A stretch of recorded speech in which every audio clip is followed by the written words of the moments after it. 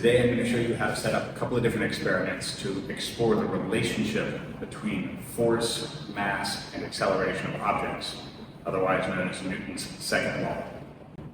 All you need is a dynamics track, dynamics cart, like one of these that has something you can tie onto, some string, and a set of slotted masses like this one where you can add and remove mass between different trials. Set up your dynamics track on the lab bench, place your cart at one end of the track, tie a string to the front of it, and bring your string all the way down and loop it over a pulley at the end of your dynamics track. At the bottom of the string, you want the hanger for the slotted masses. The weight of this hanger and the masses that you put on it becomes the force that's applied to the front of the dynamics cart. As you change this mass, you change the force that's applied to the cart.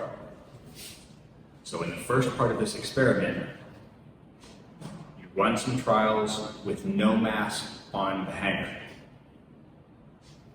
Then you might add 100 grams or 50 grams, and you measure the time it takes for the cart to move from here to here. Then you add another increment of mass, and you measure the time it takes for the cart to cover the entire length of the track. You do that 5 different times at 5 different masses on the hanger. That's going to give you 25 trials investigating 5 different intervals of an applied force on the front of your cart. And because the cart hasn't changed, the mass is constant.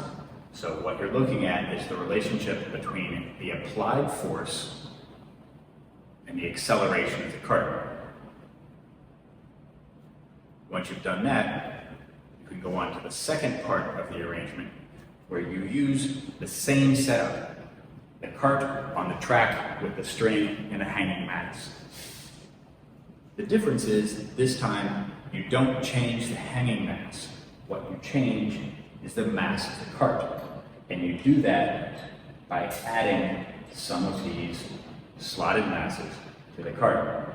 So, start 5 trials with no additional weight in the cart. Then add 20 grams or 50 grams. Do 5 trials. Add another 20 grams or 50 grams. Do another 5 trials. Keep repeating that until you've done 25 trials using the same constant applied force from the hanging mass, but changing the mass of the cart. The time it takes for the cart to move from here to here should change in response to the changing mass of the cart. In this way, you can explore the relationship between the mass of the object and the acceleration it experiences under a constant force.